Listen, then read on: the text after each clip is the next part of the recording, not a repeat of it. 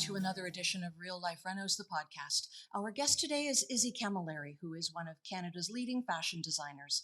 Izzy has won awards such as the Innovation Award and the Fashion Impact Award, and has dressed celebrities such as Angelina Jolie, Mark Wahlberg, David Bowie, and Meryl Streep. Remember the dyed silver fox coat in The Devil Wears Prada? That was Izzy's work. Her work has been featured in Vogue and InStyle magazines, to name two of the many, and last year the NYC Journal called her a fashion disruptor. Today we're talking with Izzy about her pioneering design work in adaptive and inclusive clothing. Adaptive is now the exclusive focus of her work, as she believes everyone should look great and wear well-fitting clothing. Welcome, Izzy.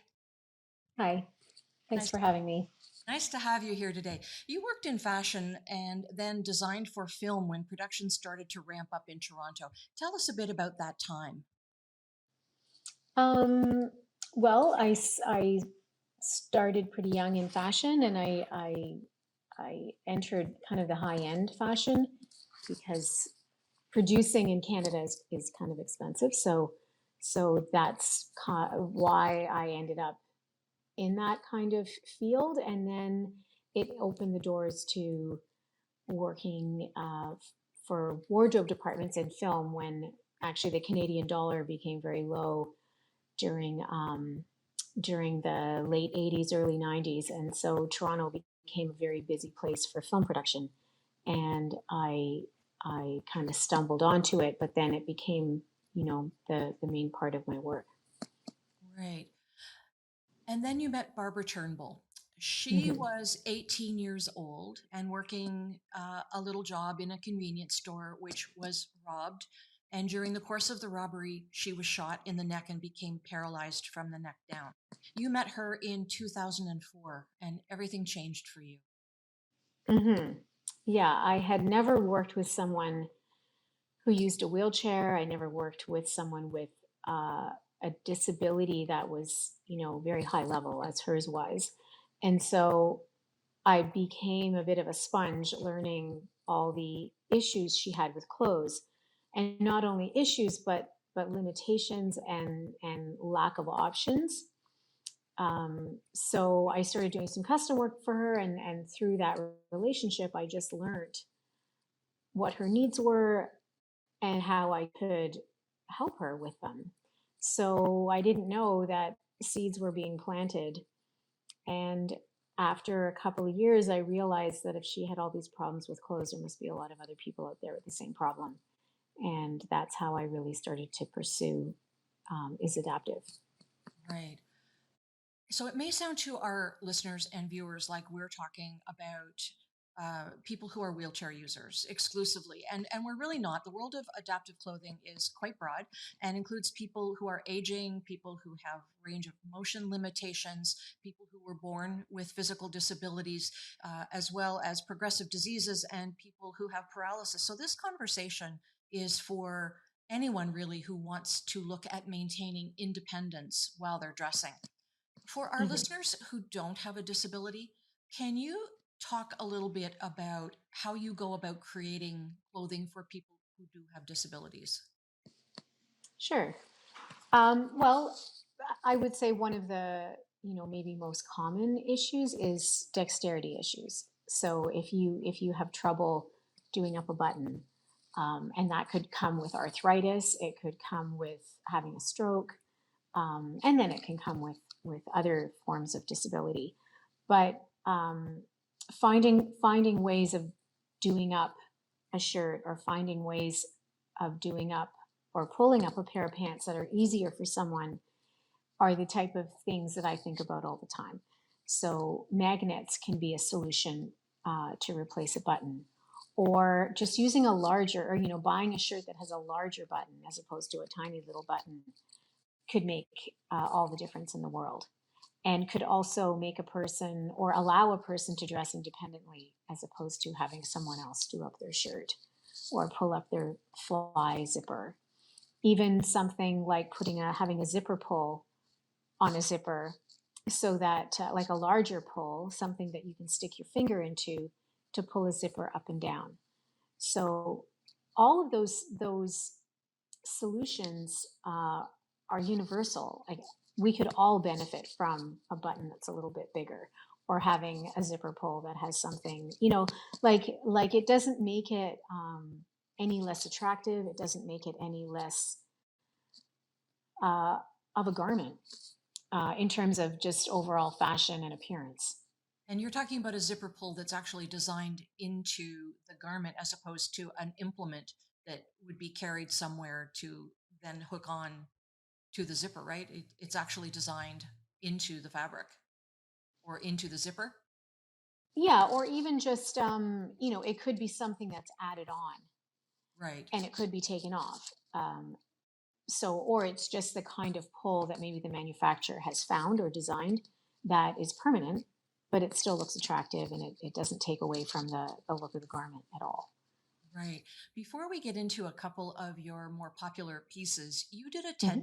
a couple of years ago. Hmm. That's an experience that very few people get to have. Can you tell us a bit about that and the reactions that you got from having done that? Well, I would say it was the most terrifying thing I've ever done in my life. um, it was a lot of pressure, because you have to memorize your speech, and um, the average length of a TED talk is somewhere between 14 and 16 minutes. After that, you start losing people. So memorizing something like that, it took a long time. We were given a coach, and to to help write our speech, and just in terms of it having all the kind of ingredients, and like just the way that you write it. So there was a lot of editing. There was a lot of rehearsing, um, and unfortunately, we had it all planned to do our TED Talk in April, but COVID had come down. Like, it was right when COVID started, so it had to be pushed. And then we ended up doing it in a studio, and it was live streamed without an audience. So Oh, that took a bit of the pressure off, but it was still pretty intense. right. I imagine it. And yeah, yeah, and the reaction was really great, and it was very eye opening for people. The TED Talk is called Redesigning Fashion, and it was my journey into designing adaptive clothing, but then also my journey into starting the company, and what's happening today in adaptive clothing, because I kind of pioneered a category in fashion that I had no idea that I was going to be a pioneer and revolutionize the way people with disabilities get dressed. Right. And until then, I know that many of us who have worked with elderly people in particular for many years have seen clothes that do up at the back, and they're primarily made to be easy for caregivers Hmm. to access and help people get dressed. But the whole idea of independent dressing, that is revolutionary for sure. Yes. Yeah. And I think a lot of people just think of the, like, when I started to do my research back in like 2009, all I was seeing is clothing for the elderly or for people living in long term care. And after I met Barbara Turnbull, I had met another young woman who was injured from her sport. And she was very young, she was in her early 20s. So when I started looking around, you know, um, there's so many people out there that are young that don't want to be dressing in clothing for the elderly. So, especially for someone who develops a disability or has a catastrophic injury during the course of their life, um, they've got a certain identity, and clothing really defines who you are. And, just from first impressions and things like that, or even if you just, you like wearing a particular color, or you like, tight leather pants, or like whatever.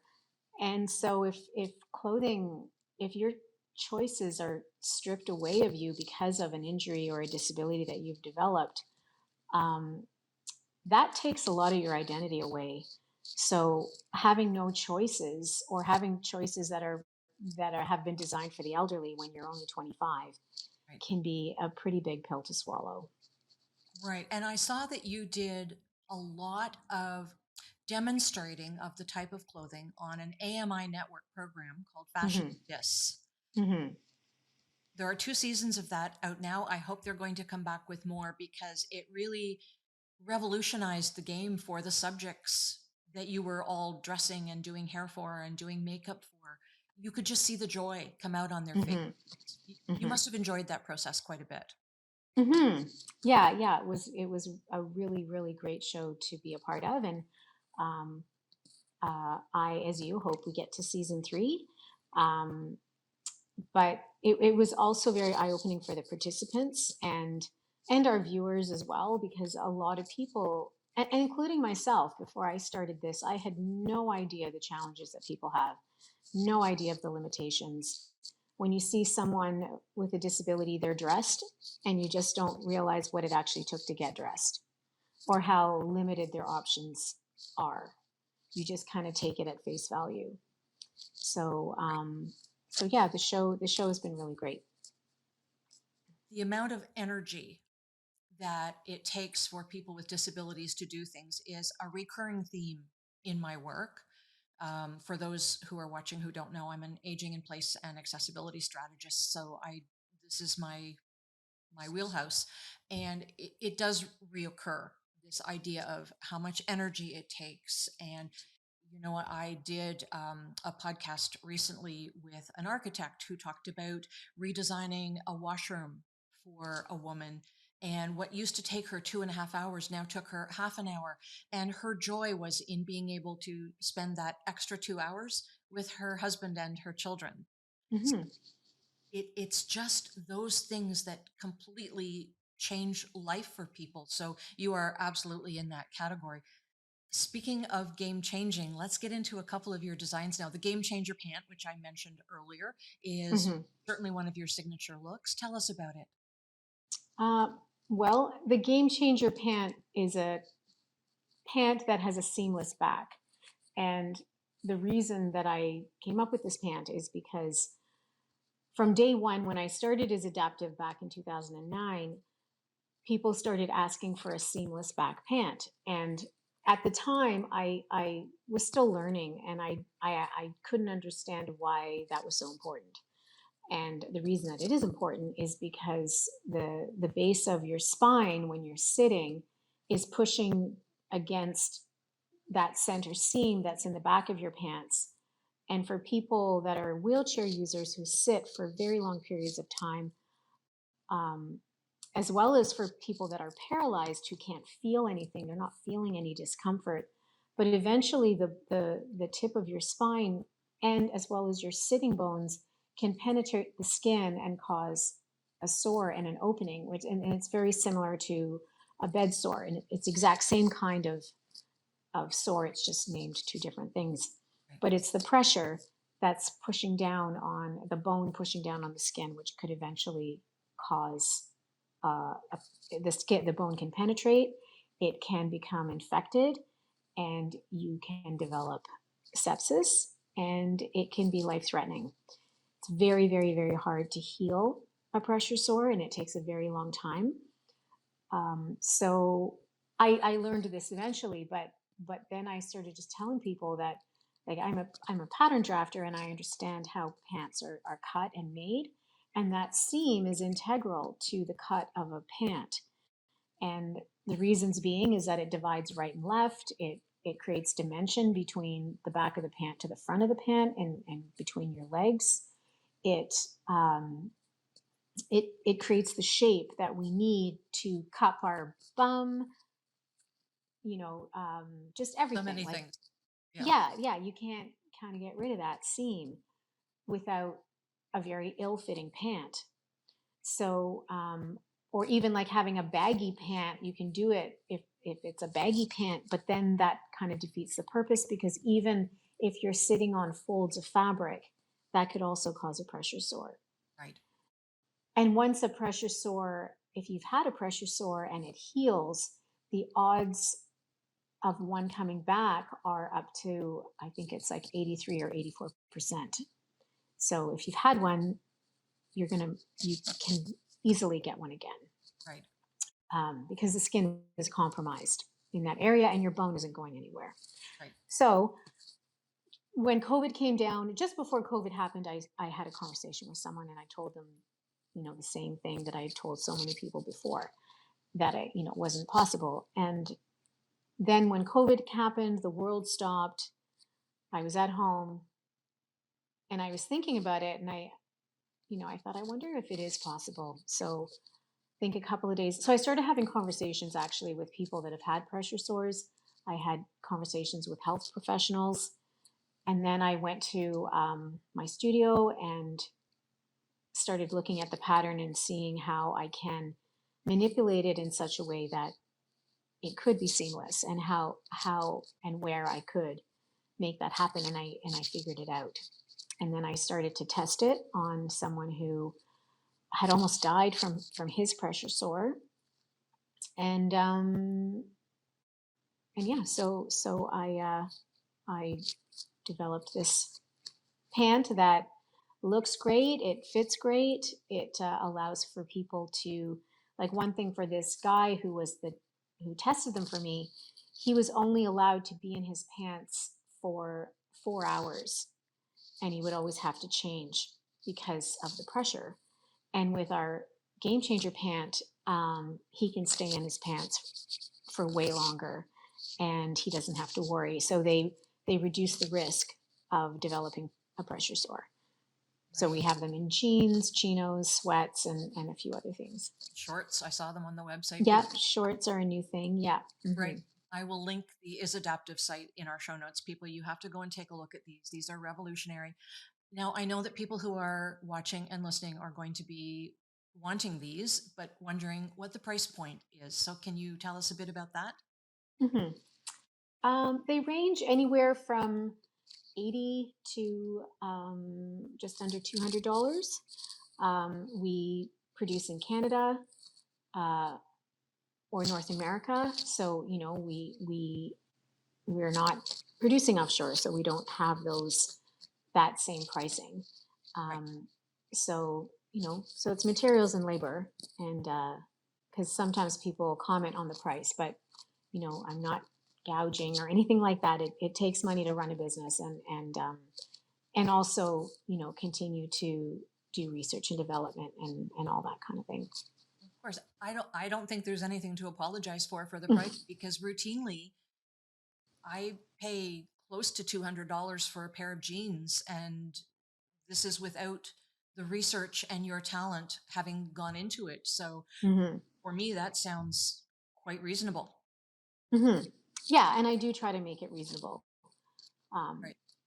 But there are others that they can't afford it, and sometimes people don't understand why they are what they are. But that's why they are what they are. Of course. Now you, of course, focus on designs for people who are primarily seated, but you also do standing designs. Can you tell us about that?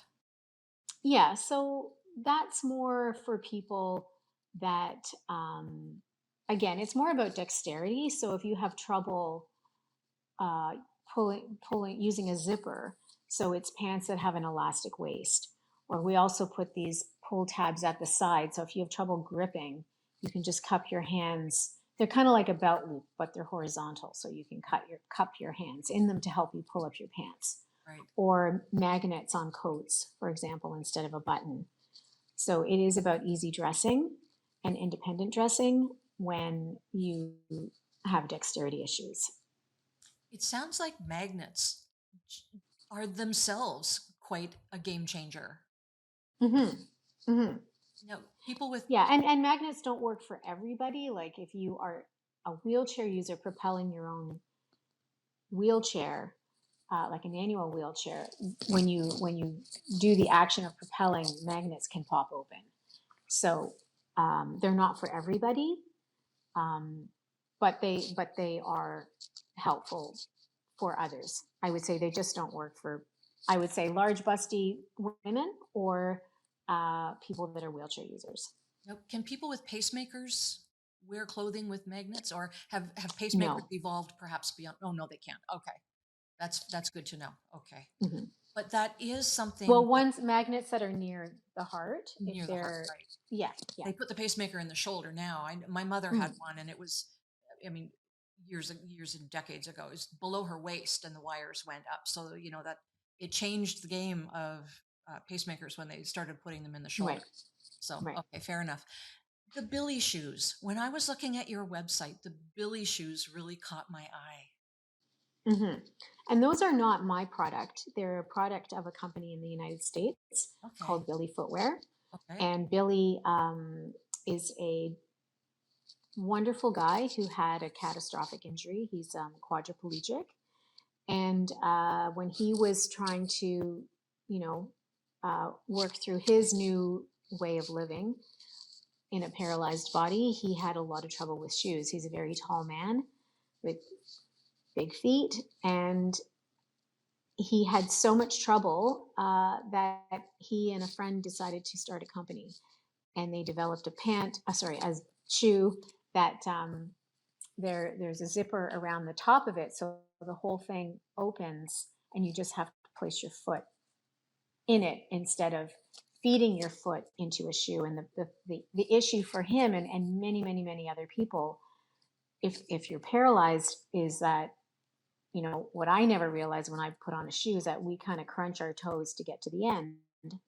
oh, of And course, so for people that are paralyzed, they can't do that. And what can happen is when you are trying to slide your foot into a shoe, one of your toes could bend back, or you can rip your nail off and you wouldn't even know it until you take your shoe off and you kind of see what's happened. And that's very common. So being able to safely just sit your foot into the shoe and zip it up is another game changer for a lot of people. And even for people that they also come in wide and then even wider, because often people develop a lot of swelling in their feet from sitting all day and from other conditions. right? People that also wear an AFO need that extra space in their shoe. So we have a very limited amount of designs. And if you go to the billy.com website, they have a huge range of shoes for men, women, and children as well. Right. Now, the adaptive clothing business has been estimated to be worth about $350 billion a year, and I assume that's growing. Hmm. You offer a consultation service to brands that want to look into this and perhaps branch out. You must hear from people all the time, clients of yours and just people you talk to. Oh, I wish I could wear that brand, but I can't because blah, blah, Hmm. blah. What kind Hmm. of uptake are you getting from brands? Are the lights going on? Yeah, we do get um, sought out by brands and people, and even like universities and colleges are now teaching this. So I get um, you know people looking at me to help with papers or to do seminars, because it is a very it's a growing category, and there's not many people that have the experience that I have. Right. um, and now with my game changer pant too, I have a patent for the design of it. So I do want to allow other companies, other brands to license it. And I also, I'm developing a standing version of it as well for people that could be wheelchair users, but also ambulatory.